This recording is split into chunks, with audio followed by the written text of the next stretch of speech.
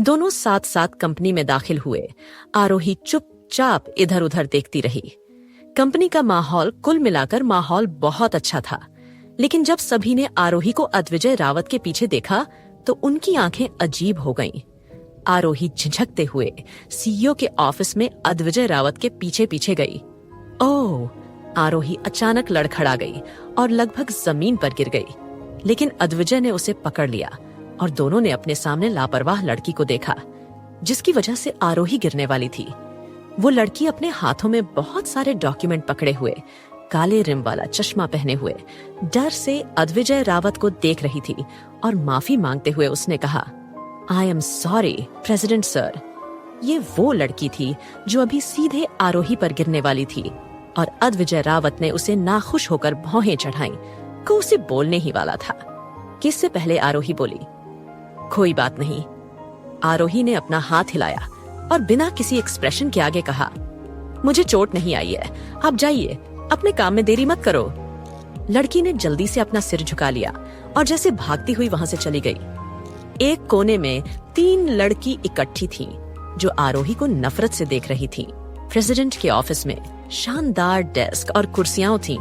आरोही ने उत्सुकता से इधर उधर देखा, जबकि अद्विजय सीधे डेस्क पर पहुंचा और उसने गंभीरता से काम करना शुरू कर दिया। वो आरोही को पूरी तरह से भूल गया। अद्विजय पूरे 2 घंटे से लगातार काम कर रहा था। उसको देखकर आरोही इतनी ऊब गई थी, उसका सोने का मन किया, मगर फिर उसने कंपनी के चारों ओर घूमने का फैसला किया। आरोही को ऑफिस से बाहर निकलते देख स्टाफ के मेंबर्स ने तुरंत हंगामा किया और आरोही को अचानक लगा कि वो बहुत सारी नजरों के बीच थी। वो सभी आज पूरे दिन आरोही के बारे में गॉसिप कर रहे थे। आरोही उन सबको इग्नोर करते हुए ऑफिस के बाहर खड़ी एक खूबसूरत लड़की के पास आई और उससे कहा, हेलो, मैं आपको थोड़ा परेशान करना चाहूंगी। अगर कंपनी के सीईओ ने बाद में मेरे बारे में पूछा तो क्या आप उन्हें बता सकती हैं कि मैं कंपनी में घूमने गई हूँ? उस लड़की ने अपना सिर हिलाया और आरोही को घूर कर देखा। आखिरकार आरोही एक ऐसी लड़की थी जिसने उनके प्रेसिडेंट का दिल जीत लिया और जो काफी घंटों से अद्विजय के ऑफिस रूम में थी, जिस वजह से उन्हें उससे जलन होना नॉर्मल था। रावत टेक्सटाइल की बिल्डिंग बहुत ऊंची थी। आरोही 7वीं मंजिल पर लिफ्ट के लिए इंतजार कर रही थी। एक डिंग की आवाज के साथ लिफ्ट का दरवाजा खुल गया और वो एक बड़े से हॉल में घुस गई। वो इस वक्त डिजाइन डिपार्टमेंट में थी, जहां एक से एक बढ़कर ड्रेसेस आरोही के सामने थी। अनजाने में आरोही पहले ही सबसे महंगी ड्रेस के पास जा चुकी थी। सबसे कीमती डिजाइनर ड्रेस को छूकर महसूस कर सकती थी। आरोही ने इस डिजाइन को उत्सुकता से देखा। यह हरे और सफेद धागे से बनी एक बेहद खूबसूरत ड्रेस थी, जिसमें समुद्र की लहरों जैसे पैटर्न थे। डिजाइन के इस वर्क को देखकर आरोही की भौहें तन गईं। न जाने क्यों उसे ऐसा लगा कि कुछ गड़बड़ था। डिजाइन के बगल में एक गोल्डन लेस थी, जिस पर लिखा था 2023 एशिया का सबसे यूनिक डिजाइन अवार्ड। आरोही ये पढ़कर हैरान रह गई और अचानक से उसे छूने के लिए अपना हाथ बढ़ाया। तभी एक गुस्से से भरी आवाज उसे रोकने के लिए चिल्लाई, रुको! आरोही, जो ड्रेस को देखने में खोई हुई थी, वो अवाक रह गई और उसने जल्दी से पीछे देखने के लिए अपना सिर घुमाया। एक काले सूट में एक आदमी को उसने अपनी ओर भागते देखा। उसके सिर के ऊपर लंबे बाल थे और उसकी आंखें नाखुशी से भरी थीं। वो आरोही को गुस्से से देख रही है। उस आदमी को देखकर आरोही ने पूछा, तुम कौन हो? आदमी ने ध्यान से आरोही को ऊपर से नीचे तक देखा और नाखुश होकर कहा, मैं खुनाल हूँ और रावत ग्रुप्स की डिजाइन डिपार्टमेंट में एक असिस्टेंट हूँ और ये ड्रेस हमारी माम की इंटरनेशनल अवार्ड्स विनिंग ड्रेस है और आप इसे छू नहीं सकती हैं। इसके अलावा मैं आपको यहाँ हर चीज दिखाऊंगा। उस डिजाइन को फेमस डिजाइनर अपराजिता ने बनाया था और आरोही के सामने वाला आदमी असल में अपराजिता का असिस्टेंट था। वो लगभग आरोही की उम्र का दिखता था, फिर भी वो इतनी बड़ी कंपनी में काम करता था। लेकिन आरोही उसके बिहेवियर से खुश नहीं थी, इसलिए उसने नाखुशी में पूछा, ये एग्जीबिशन हॉल है ना? मैं सही हूं ना? और एग्जीबिशन हॉल का मोटिव डिजाइन को लोगों को दिखाना होता है। राइट, कुणाल ने कहा। फिर मैं इसे क्यों नहीं देख सकती? आरोही ने अपना सिर उठाया और अजीब कपड़े पहने हुए आदमी को देखा जो उससे काफी लंबा था। कुणाल ने कहा, साफ साफ कहिए कि आप क्या करना चाहती हैं।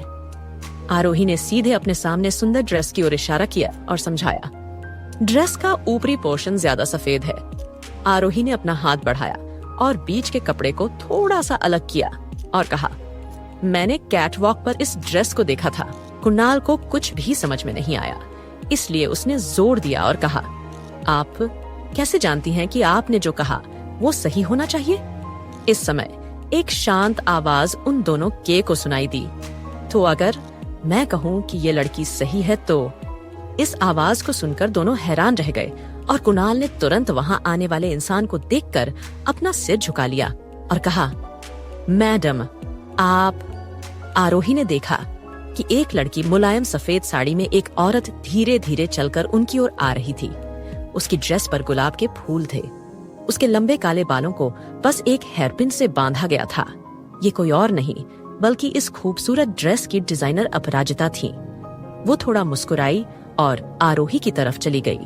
आरोही को प्यार से भरी आंखों से देखा और कहा, क्या ये आपका अपना आइडिया था या आपने इसे कहीं और देखा है?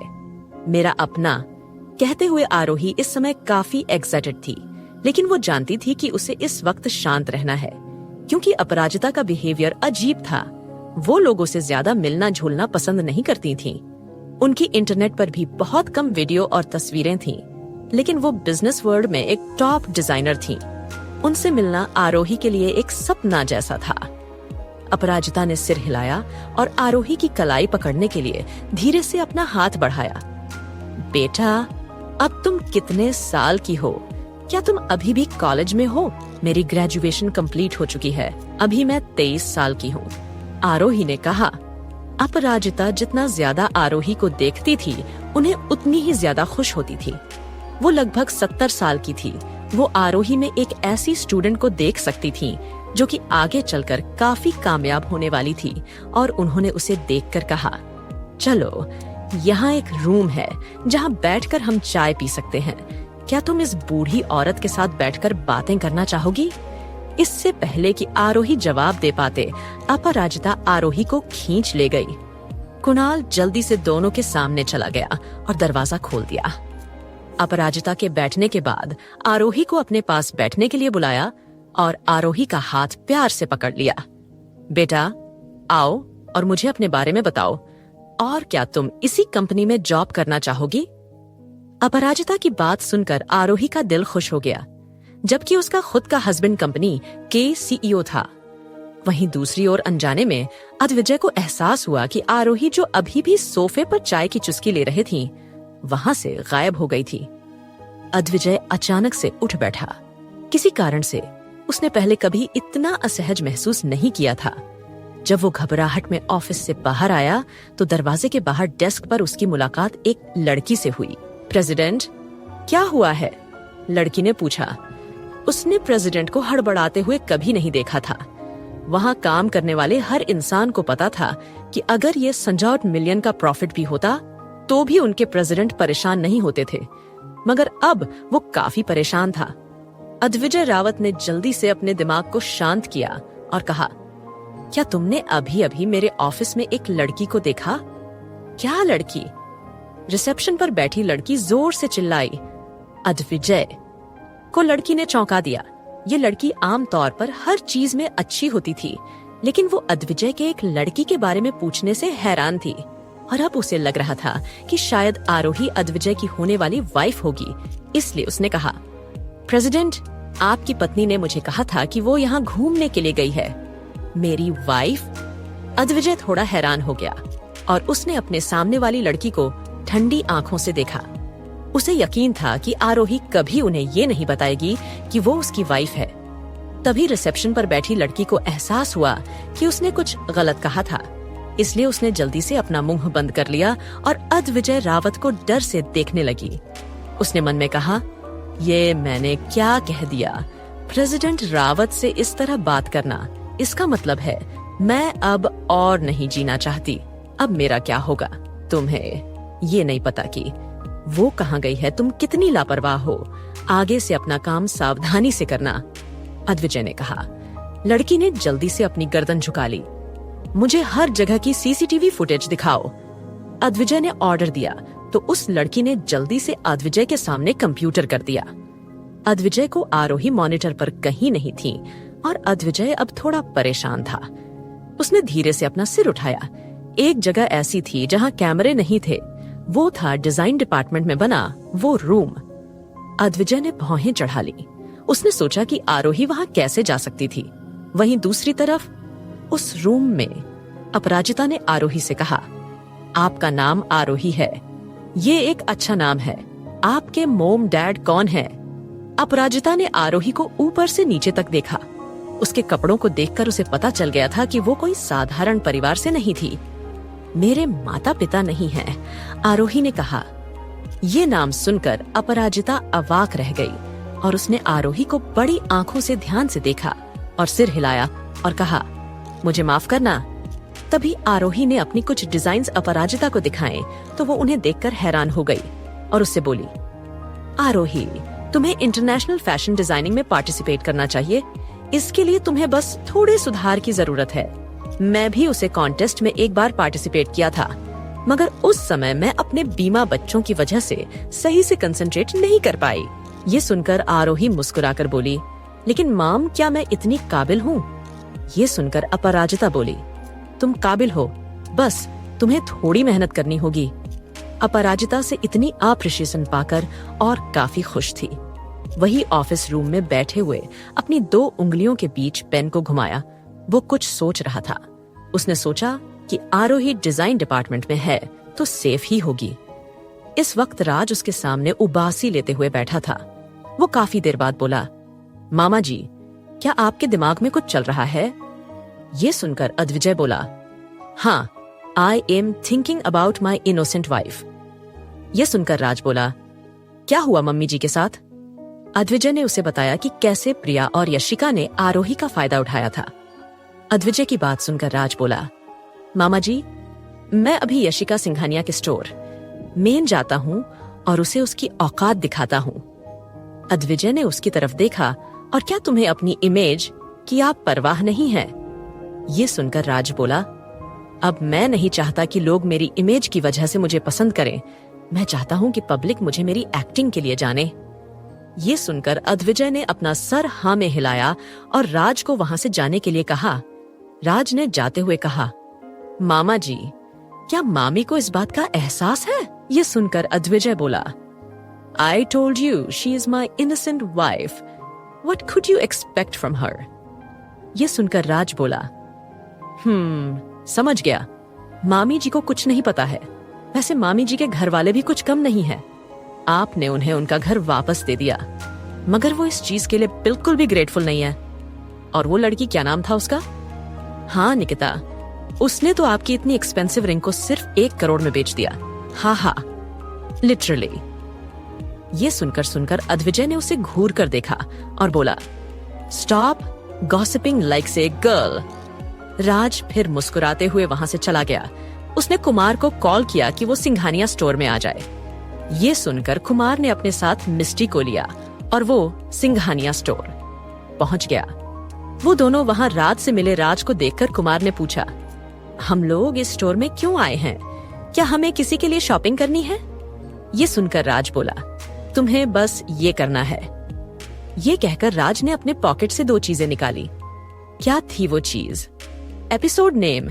जब मिस्टी और कुमार दोनों यशिका के फेमस स्टोर पर पहुंचे तो राज ने उन्हें अपनी पॉकेट से निकालकर 2 बड़ी बड़ी कैंची दी। मिस्टी और कुमार को समझ नहीं आया कि उन्हें क्या करना है, मगर वो राज को फॉलो करते हुए अंदर चले गए। स्टोर में प्रिया काफी खुशी के साथ कस्टमर्स को सभी अवार्ड विनिंग डिजाइन्स के बारे में बता रही थी। तभी उसने उन तीनों को देखा। उन तीनों ने ही अपने चेहरे पर मास्क लगाया हुआ था। राज के बाल उसके माथे पर बिखरे हुए थे। वो काफी चार्मिंग तो लग रहा था, मगर प्रिया उसकी आंखों में देखना चाहती थी। राज ने अपनी पलकें झुकाई हुई थी। वो आगे बढ़ा। उसने प्रिया के हाथ में जो ड्रेस थी उसे पकड़कर खींच लिया। प्रिया मुस्कुराते हुए बोली, ये ड्रेस अभी अभी लॉन्च हुई है, क्या आप इसे अपनी गर्लफ्रेंड के लिए खरीदना चाहते हैं?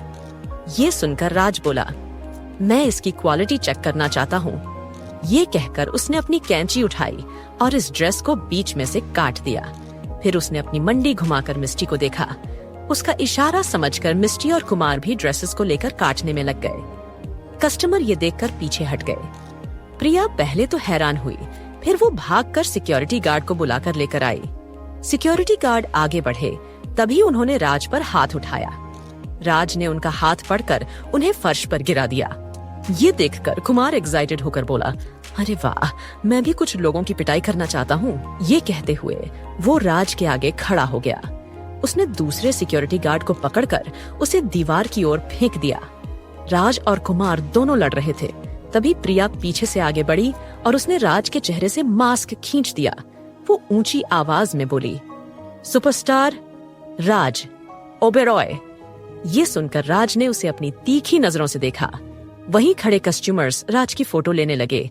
ये देखकर कुमार बोला, भाई तेरे तो एल लग गए। ये सुनकर राज बोला, मुझे इसकी परवाह नहीं है ब्रो। कुछ ही देर में तीनों ने उन सभी कपड़ों को काट काट कर वहां ढेर लगा दिया। ढेर के बीच से निकलकर तीनों वहां से चले गए। तीनों ने बाहर आकर अपने अपने हाथ से कैंची फेंकी। मिस्टी के हाथ में तो कैंची की वजह से छाले हो गए थे। उसके हाथ में छाले देखकर कुमार ने उसके हाथ को फूंक मारते हुए कहा, अरे तुम्हारे हाथ में तो छाले पड़ गए हैं, तुम्हें ध्यान क्यों नहीं दिया? ये सुनकर राज बोला, अगेन कमजोर एंड डम राजकुमारी। ये सुनकर मिस्टी ने उसे घूर कर देखा। कुमार बोला, भाई अभी हमें मिस्टी को उसके घर छोड़ देना चाहिए। राज बोला, सौम्या दीदी और मामी के साथ इसके भाई की वजह से क्या हुआ है वो भूल गए। इस पर कुमार बोला, राज तुम। राज उसे टोकते हुए बोला, कुमार मुझसे बहस मत करो। ये कहकर वो वहां से चला गया। वहीं जब आरोही अपराजिता से मिलकर रावत विला पहुंची तो वो काफी एक्साइटेड होकर इधर उधर घूम रही थी। अचानक उसके सामने गंभीर चेहरा लिए अनिका जी आई। अनिका जी के हाथों में इस वक्त कुछ पेपर्स थे। उन्होंने हैरान होकर पूछा, क्या इन्हें तुमने बनाया है? क्या तुम्हें फैशन डिजाइनिंग में इंटरेस्ट है? आरोही कुछ देर हैरान हुई और फिर उसने सोचा कि शायद अनिका जी ने उसके रूम में रखे डिजाइन को देख लिया था, इसीलिए उसने हाँ में सिर हिला दिया। अचानक अनिका जी सब कुछ छोड़कर आरोही को अपने साथ एक कमरे में ले गई।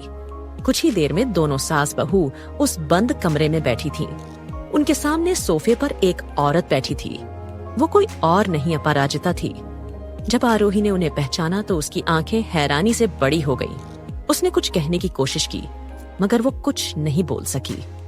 आरोही के डिजाइन देखते ही अनिका जी ने अपनी गुरु को कॉल करके यहाँ बुला लिया था और वहीं अपराजिता जी को इस बात का अंदाजा नहीं था कि उनकी शिष्या की बहू आरोही ही होगी, जिससे वो आज मिल भी चुकी थी। आरोही तुम? अपराजिता जी ने मुस्कुराते हुए कहा। आरोही डरते हुए वहां बैठ गई। तभी अनिका जी ने कहा, अपराजिता जी, ये मेरी बहू है और आपको आज से इसे फैशन इंडस्ट्री का चमकता हुआ सितारा बनाना होगा। ये हर काम में इतनी अच्छी होनी चाहिए कि कोई भी इसे देखकर कहे कि हाँ, ये रावत परिवार की बहू है। ये सुनकर अपराजिता बोली, अनिका, मैं सोचती थी जी, अगर तुम्हारी बेटी होती तो उसमें भी काफी हुनर होता, मगर यहाँ तो तुम्हें एक टैलेंटेड बहू मिली है जो तुम्हारी तरह एक दिन बड़ी डिजाइनर बनेगी। ये सुनकर आरोही कंफ्यूज हुई और बोली, माँ डिजाइनर है? हाँ, वो एक famous designer shine and dine company brand को चलाती है। तुम्हें ये बात कैसे नहीं पता? अपराजिता बोली। आरोही ने अवाक होकर अनिका को देखा। अनिका बोली, ये सच है, मगर मुझे अपनी ये पहचान मान जी की वजह से सीक्रेट रखनी पड़ रही है। मगर तुम ये काम मत करना, तुम्हें अपने सपने को उड़ान देनी है। सबको ये पता चलना चाहिए कि तुम अद्विजय की वाइफ हो। आरोही बोली, माँ, मगर मुझे फेम नहीं चाहिए। मुझे बस इस इंटरनेशनल फैशन शो में पार्टिसिपेट करके प्राइज मनी चाहिए। ये सुनकर अपराजिता अचानक गुस्से से खड़ी हुई और बोली, अनिका, तुम्हारी बहू ने आज कला का अपमान किया है। ये कैसे चंद पैसों के पीछे ऐसा करने का सोच सकती है? अनिका, अब मैं एक पल भी यहाँ नहीं रुकूंगी। ये कहकर वो उठकर वहाँ से जाने लगी। अनिका ने उन्हें रोकने की लाख कोशिश की, मगर वो नहीं रुकी। अनिका ने नाखुश होकर आरोही को देखा और बोली, आरोही, ये तुमने सही नहीं किया। तुम क्यों कुछ पैसों के पीछे ऐसा कर रही हो? माँ, माफ करे, मगर मुझे वाकई पैसों की जरूरत है और मैंने किसी से वादा किया है कि मैं अपने सारे डिजाइन उनके नाम से बनाऊंगी। आरोही ने फिर यशिका सिंघानिया से हुई उसकी डील के बारे में अनिका को बता दिया। अनिका जी एक गहरी सांस भरकर बोली, आरोही छोड़ो इस टॉपिक को, हम आज हवेली जा रही हूँ। मैं और राजवीर यहाँ सिर्फ इसलिए आए थे ताकि तुम दोनों के बीच सब सही हो सके, मगर अब सब ठीक है, इसलिए हमें यहाँ से जाना चाहिए। ये कहकर वो वहां से चली गई। रात को अद्विजय बेडरूम में आया और उसने अपना कोट उतारते हुए इधर उधर अपनी नजरें दौड़ाई। उसे बालकनी में आरोही खड़ी दिखी। वो बालकनी में गया और उसने पीछे से आरोही को गले लगा लिया। वो आज आरोही को बताना चाहता था कि धानी के लिए डोनर मिल गया है, मगर इससे पहले उसने आरोही की उदासी नोटिस की और सवाल किया, कौन है जिसने मेरी वाइफ के होंठों की हंसी छीन ली? Episode name good news. Advijay ने आरोही को पीछे से गले लगाते हुए कहा, किसने तुम्हें परेशान किया बोलो? ये सुनकर आरोही कुछ देर खामोश रही तो अद्विजय ने आरोही की गर्दन से उसके बाल हटाए और अपनी हल्की दाढ़ी आरोही के सॉफ्ट शोल्डर पर रब की। आरोही को इससे गुदगुदी हुई। क्या कर रहे हैं? छोड़िए मुझे। ये कहते हुए उसने अद्विजय के हाथों को अपनी कमर से हटाने की कोशिश की, मगर अद्विजय ने अपनी पकड़ मजबूत बनाए रखी। आरोही परेशान होकर बोली, मुझे आपसे ज्यादा कोई परेशान कर सकता है क्या? ये सुनकर अद्विजय बोला, बीवी जी, अभी तो कुछ हुआ भी नहीं, किया भी नहीं, बदनाम हम पहले ही हो गए। चलो जब बदनाम हो ही गए तो आज रात तुम्हें। शट अप, आपने कहा था ना कि हम दोनों के बीच दोस्ती वाला रिश्ता रहेगा, आरोही बोली। लेकिन मैंने तो इस बात पर हामी भरी ही नहीं थी। मुझे तो अब धानी की चिंता है, कैसे वो अपने भाई बहन के बिना रहेगी? अद्विजय मुस्कुराते हुए बोला। आरोही इरिटेट होकर बोली, देव, मुझे परेशान मत कीजिए, अभी मुझे बस 50 करोड़ कमाने पर फोकस करना है। अभी मैंने लगभग 50 लाख कमा लिए हैं। अब मैं इंटरनेशनल फैशन डिजाइनिंग शो में पार्टिसिपेट करके कुछ 30 करोड़ कमा लूंगी। इसके बाद मैं अपने कुछ और डिजाइन बनाकर सेल कर दूंगी। प्लानिंग तो अच्छी है, मगर मुझे ये बताओ, तुम्हें डिजाइनिंग में इंटरेस्ट कब से आया? तुम तो राइटर थी ना? अद्विजय बोला, दरअसल मैं पहले एक स्टोर में सेल्स गर्ल का काम करती थी, जहां मैंने कई साल बिताए। तब मुझे मन किया कि मैं भी कभी ड्रेस डिजाइन्स करूं, आरोही ने बताया। अद्विजय बोला, एक सेल्स गर्ल? मगर तुम तो एक अच्छी यूनिवर्सिटी से ग्रेजुएट थी, तो इस तरह की जॉब करने के पीछे क्या कारण था? ये सुनकर आरोही ने बहाना बनाया कि वो स्टोर गुप्ता परिवार के घर के पास ही था और उस समय वो प्रेग्नेंट भी थी, इसलिए उसने ये काम किया था। मगर असल में आरोही को मजबूरी में वो जॉब करनी पड़ी थी, बिकॉज जब आरोही एक रिप्यूटेड कंपनी में एम्प्लॉई थी तो मैनेजर ने उसे हैरेस करने की कोशिश की थी। जब वो कंप्लेंट करने लगी तो उसने आरोही को जॉब से निकालकर उसके कैरेक्टर सर्टिफिकेट को ही खराब कर दिया। तब से आरोही को इस तरह की कंपनियों में जॉब ही नहीं मिली थी। अचानक वो अद्विजय से बोली, मुझे आपकी एक हेल्प चाहिए। बोलो, अद्विजय ने उसे बोलने का इशारा किया। वो मुझे उस कॉन्टेस्ट के लिए पेरिस जाना होगा और मैं धानी को वहाँ नहीं ले जा सकती, तो क्या मैं अपने चाचा जी के पास छोड़ सकती हूँ? ये सुनकर अद्विजय नाराज दिखा। उसने आरोही को पलटा और उसकी चीन को पकड़ते हुए बोला, मैं धानी का डैड हूँ, क्या मैं खुद उसका ख्याल नहीं रख सकता? इस पर आरोही अवाक होकर अद्विजय को देखने लगी। कुछ देर बाद उसके मुंह से कुछ शब्द निकले, मगर आपको ऑफिस भी तो जाना रहेगा ना? ये सुनकर अद्विजय बोला, सो व्हाट? तुम्हें क्या लगता है कि मैं एक बच्चे का ख्याल भी नहीं रख सकता? ये सुनकर आरोही बोली, 2 दिन में ही पता चल जाएगा आपको कि आप बच्चे का ध्यान रख रहे हैं या खुद से बड़े शैतान का। What do you mean? मैं एक शैतान हूँ? अद्विजय ने अपनी भौहें चढ़ाते हुए कहा। वो मेरा ये मतलब नहीं था, आरोही डरते हुए बोली। अद्विजय बोला, वैसे क्या एक गुड न्यूज सुनना चाहोगी? एक गुड न्यूज? वो क्या है? आरोही ने पूछा। पहले मुझे लाइप किस करो, देन मैं बताता हूँ, अद्विजय ने शर्त रखी। आरोही ने मुस्कुराते हुए अपने दोनों हाथ अद्विजय की गर्दन पर रखे और बोली, तो ऐसा है, अपनी गुड न्यूज रखिए। अपनी जेब में, मैं तो चली। ये कहकर वो वहां से भागने लगी, मगर शैतान को नाराज करके वो कितने कदम रख सकती थी। अद्विजय ने अचानक उसे अपनी गोद में उठा लिया और उसे रेलिंग पर झुकाते हुए उसे अपनी मस्कुलर बॉडी के नीचे दबाते हुए कहा, मुझसे पंगा नहीं। ये कहते हुए उसने अपने होंठ आरोही के होंठों पर रखे और उसे किस करने लगा। आरोही उससे बचने के लिए मुड़ने लगी। उसके लंबे बाल बालकनी से नीचे लहरा रहे थे। अद्विजय के हाथ आरोही के बालों में थे। अचानक किस करते हुए अद्विजय ने आरोही की कमर को छुआ और अपने हाथ को नीचे ले जाने लगा। अभी शाम का वक्त था। अद्विजय काफी पहले ही ऑफिस से आ गया था और सीधा आरोही के पास पहुंच गया था। उसे नहीं पता था कि आज अनिका और राजवीर यहाँ से जा रहे हैं। उसने आरोही को किस करते हुए नीचे देखा। अनिका और राजवीर अपनी कार में बैठकर वहाँ से जा रहे थे। वो एक बार आरोही से मिलना चाहते थे, मगर उन्होंने अभी आरोही के बालों को बालकनी से लहराते हुए देख लिया था, इसलिए वो बस शर्माते हुए वहाँ से निकल गए। अद्विजय ने उन दोनों को देखकर अपना हाथ, जो कि आरोही की कमर से नीचे सरक रहा, थक उसे रोक दिया। उसे खोया देख अचानक आरोही ने मौका देख उसकी जीभ को काट दिया। पलक झपकते हुए वो अद्विजय के चंगुल से निकल गई। तभी अद्विजय बोला, धानी के लिए डोनर मिल गया है। ये सुनकर आरोही के कदम वहीं जम गए। वो पीछे मुड़ी और बोली, क्या कहा आपने? यही थी वो गुड न्यूज। अद्विजय बोला। आरोही खुश होकर अद्विजय के पास आई और हैरान होकर बोली, क्या आप सच कह रहे हैं? आप डोनर से मिले? कौन है वो और कहाँ है? मुझे उनसे अभी मिलना है। आरोही खुशी के आंसू रोते हुए बोली। अद्विजय ने उसकी आंखों से छलक आए आंसुओं को पोंछा और बोला, 2 हफ्ते बाद वो इंडिया आएगी तुमसे मिलने। 2 हफ्ते बाद? इतना टाइम क्यों? आरोही उदास होकर बोली, इतना इंतजार किया, थोड़ा और सही। अद्विजय ने उसे समझाया। अचानक आरोही ने अद्विजय को गले लगा लिया और बोली, थैंक यू सो मच। मैं आपका ये एहसान कभी नहीं भूल पाऊंगी। एहसान? आरोही मेरी भी बेटी है वो, समझी? अद्विजय नाराज होकर बोला। आरोही अचानक उससे अलग हुई और बोली, वो डोनर आखिर है कौन? लड़की है या लड़का?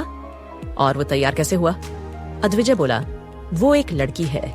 उसके खुद को बच्चे नहीं है, इसलिए वो धानी की मदद करना चाहती है, मगर सबसे पहले वो एक बार तुमसे मिलेगी। आरोही मुस्कुराते हुए बोली, भगवान का लाख लाख धन्यवाद, आज मुझे नी के जन्म के बाद दूसरी सबसे बड़ी खुशखबरी मिली है। अब यहाँ भगवान का क्या काम? क्या तुम्हारा डोनर ढूंढने में मैंने मदद नहीं की? अद्विजय बोला, मिस्टर नास्तिक, आप मेरे और भगवान के बीच मत आइए। आरोही उसे ताना देते हुए बोली। ये सुनकर अद्विजय ने अपनी आंखें छोटी की और उसे देखने लगा। और अगर आपको यह कहानी अच्छी लगी तो हमारे चैनल को सब्सक्राइब करें और लाइक करना ना भूलें और वीडियो को पूरा जरूर देखें।